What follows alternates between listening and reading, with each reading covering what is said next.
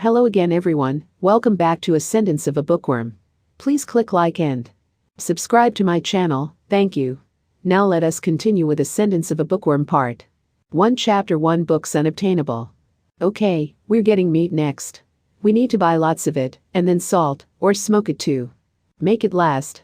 After buying some vegetables and fruits, Mom headed deeper into the market. The stands selling meat were apparently closer to the outer walls. Why are we buying lots of it? We need to prepare for winter, don't we? It's late autumn, so all the farms are butchering most of their animals and leaving just enough to survive the winter. More meat is sold now than at any other time of the year. Plus, animals tend to pack on weight in preparation for hibernating. Tasty, fatty meat is a lot easier to get right now. Does that mean the market goes away during the winter? Isn't that obvious? There's hardly any crops you can farm in the winter. The snow's terrible too, so barely any markets are held during the winter. It was obvious now, but I hadn't thought about that at all.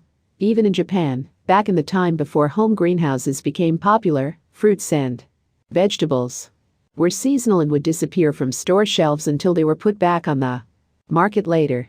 In an age before freezers and refrigerators made it possible to store food in a fresh state, people had to make non-perishable food in their own homes. So basically, in this world, it's natural to buy and cure food. To be honest, I didn't really see myself being that helpful with any of that.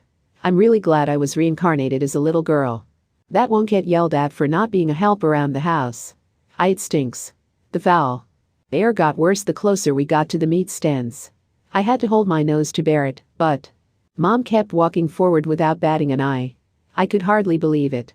The smell was so bad not even holding my nose closed was enough. It snuck through my mouth and hit me so hard tears formed in my eyes, and yet she didn't seem bothered at all. Has meat always smelled this bad? NGGGH, I've got a bad feeling about this. We reached the meat stands. Strips of bacon and ham were hanging from the top, plus completely recognizable animal corpses that had obviously just had their skin peeled off. Within the stands were dead animals hanging off hooks, being drained of blood, and beneath them were white-eyed rabbits and birds. Higiaya. I may have seen pictures of skinned animals before, but all the meat I ever saw in real life had always been pre-sliced and put in packs. The meat stands of this world were far too shocking for me. Goosebumps rose across my skin and tears dripped out of my eyes. I wanted to shut my eyes to block it all out, but my eyes remained locked open, as if I had forgotten how to close them. Mine. Mom shook me a little and spanked my rear end. But a second later, I saw a pig squealing in fear as a butcher prepared to chop it up. A crowd of grinning people surrounded it, eagerly awaiting the moment of its death. I let out a small cry, and, right before the pig's last moments, passed out on my mother's back. Something flowed into my mouth. It was a liquid that smelled so strongly of alcohol I wanted to gag. I didn't want to drink it, and the unexpected liquid went into my windpipe. Coughing hard, I shot up while blinking rapidly. Cough. NGGGH. Cough. Was that alcohol? Who in the world would give an innocent little girl strong alcohol like that? What'll you do if I get acute alcohol poisoning? I opened my eyes wide and saw my mom holding what looked like a wine bottle. Mine, you're awake? Thank goodness. The stimulant really did work. Cough. Mom. She was holding me with a really relieved look on her face, so I couldn't just say it out loud, but allow me to rant a little on the inside. Stimulant or not, why the heck would you ever give a child alcohol that's strong? And I mean, a weak little girl that's always sick and just recovered from a bad fever that nearly killed her too. Okay, mine. Now that you're awake, let's go buy some meat. Blah. I shook my head on instinct. What I had just seen was already burned into my retinas. It was so horrible I'd probably have nightmares about it, and just thinking about it gave me goosebumps. I never wanted to go there again. I still feel kinda sick. Can I stay here? You can go on ahead, Mom. What? But, Mom furrowed her brows. I looked around and decided to ask the older lady managing the stand behind us for help. I needed somewhere to stay before Mom dragged me away. Ma'am, can I please stay here for a little bit? I'll be still and won't get in your way. You sure are a polite little girl, aren't you? Your mother bought some alcohol from me, so I don't mind. Miss, go ahead and finish your shopping. You don't want to pull your sick child around and make her pass out again, do you? The alcohol-selling lady, who had seemingly sold Mom that stimulant, cackled to herself and easily accepted my request. The middle-aged man running what looked like a pawn stand nearby looked at me sympathetically and gestured me over. You can come stay behind my stand. Nobody will kidnap you back here. I went behind his stand and sat on the ground without hesitation. The strong alcohol from before was stirring around in my body. It'd be dangerous for me to walk around in that state. I'll be right back. Mine, don't go anywhere, okay? As Mom hurried off to finish her shopping, I stayed sitting down and lazily stared at the wares of the two stands. This was apparently the season where she got new shipments of fruit wine, so customer after customer walked up to buy small barrels of it from her. On the other hand, not many people stopped by the pawn stand. I wonder what people even pawn in this world? I took a look at the wares surrounding me, and I didn't recognize what more than half of them were used for. I pointed at the stuff lined in front of me and asked the older man what one of them was. Mister, what's these? You haven't used one before? It's something you use when weaving cloth. And this is a trap used for hunting. The older man seemed a little bored from the lack of customers, so he gave me explanations for everything I pointed at. Almost everything considered normal for daily life in the city was something I didn't recognize. Even when searching through Mine's memories, I found that she hadn't been familiar with any of them either, maybe due to a lack of interest. I looked at his line of products, letting out odd murmurs at their various purposes, and eventually reached the corner of his stand, where I found a thick and heavy stack of papers bound tightly, just like a book.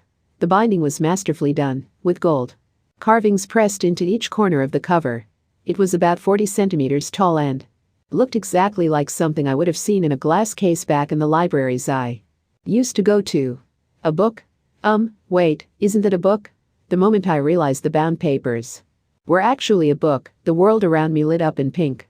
My heart brightened and I felt as if the dark clouds that had surrounded me for days had finally been swept away. Mister, what's this? What is it?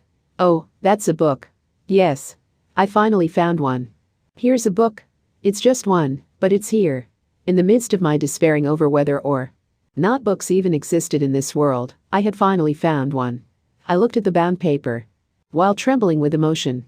It was a fairly large and heavy-looking book with rich decoration. I wouldn't be able to carry it with my weak, sickly arms.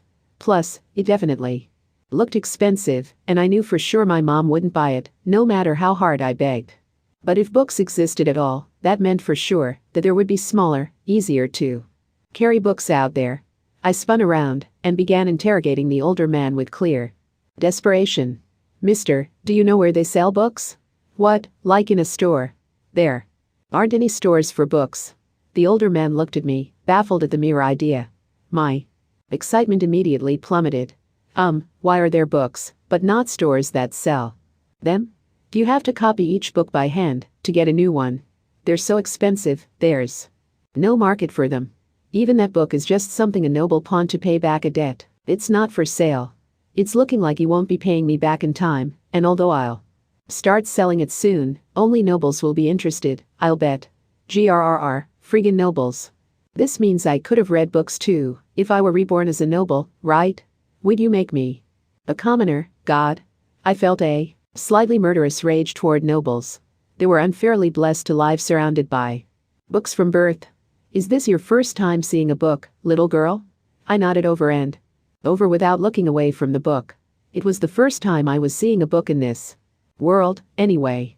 And since only nobles deal with books, plus the lack of bookstores, this might end up being the last time too. Which means, mister, I have a request.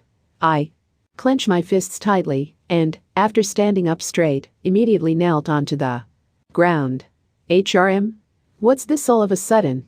The older man opened his eyes wide in surprise as I groveled on my hands and knees before him. It was just basic stuff that you need to show your sincerity when making a request, and the ultimate form of sincerity was pitiful groveling. With my head held low, I told him my true feelings. I know that I can't afford this book, but please, at least let me touch it. I want to rub my cheeks against it. I want to sniff the book and inhale the scent of its ink before it's taken away from me. Despite my passionate request, the only thing that followed was painful silence. He wasn't replying to me.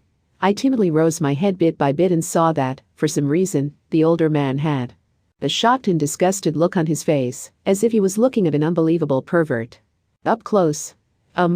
It kinda feels like my sincerity didn't get across to him. I don't know what's gotten into you, but I get the feeling I shouldn't let you touch that book. And no way. I tried to ask him again, but before I could, my time limit ran out. Mine, I'm back. Let's go. I nearly cried after hearing Mom's voice. There was a book so close, but I hadn't read it. I hadn't touched it. I hadn't even smelled its scent. What's wrong? Mine? Did he do something to you?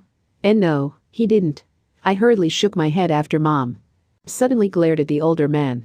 If I didn't clear the misunderstanding up fast, I would be bringing trouble to the nice man who had sheltered me from the butcher and taught me about books.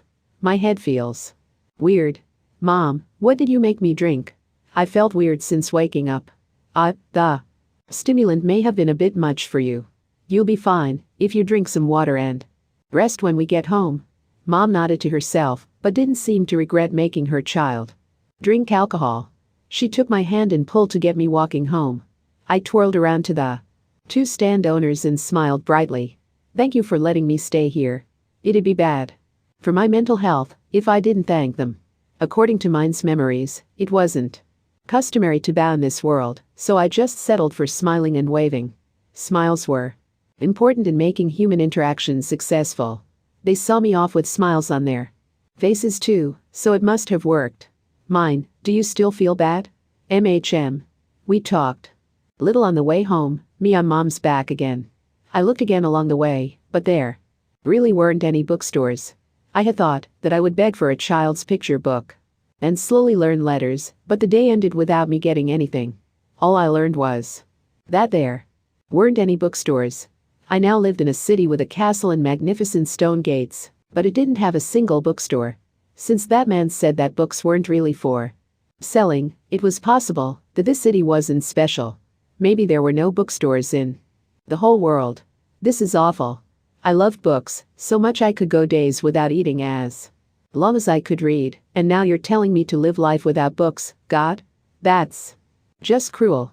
Even if I told my parents I wanted to become a noble in order to read books, they just treat me like a cute kid with big silly dreams. I couldn't tell them I didn't want to be born in this family.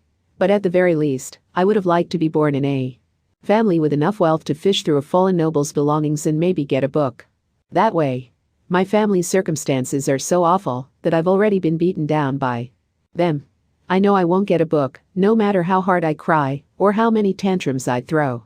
With no bookstores, I have no way of getting books. And what do I do if I can't get them? Well, what choice do I have but to make them myself? When the going gets tough, the tough get going. I'll get books no matter what. I won't let life beat me. To be continued. See you all on the next video. If you like this video, please click like and subscribe. Thank you. Bye bye. I do not own or claim any ownership rights over any of the graphics, images, songs used in this video. All rights reserved to the respective copyright owners. All the videos, songs, images, and graphics used in the video belong to their respective owners, and this channel does not claim any right over them. Thank you.